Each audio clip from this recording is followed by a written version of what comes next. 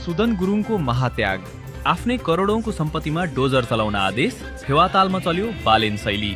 आफ्नै घरमा डोजर चलाउने पहिलो गृहमन्त्री, अरूको झुपडी भत्काउन निर्देशन दिने नेता धेरै देखियो, तर गृहमन्त्री सुदन गुरुङले फेवाताल मिचेर बनाएको आफ्नै करोडौंको सम्पत्तिमा डोजर चलाउन लगाएर इतिहास रचेका छन्।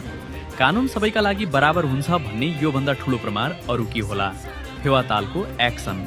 पोखराको लेक साइडमा रहेको गृहमन्त्री गुरुङको करोडौं मूल्यको संरचना हिजोको फ्युवा लेक एक्सनमा ध्वस्त पारिएको छ। ताल मिचेर बनाइएका कुनै पनि संरचना बाँकी नराख्ने उहाँको आफ्नै अडानपछि डोजरले नातावाद र कृपावाद केही चिनेन।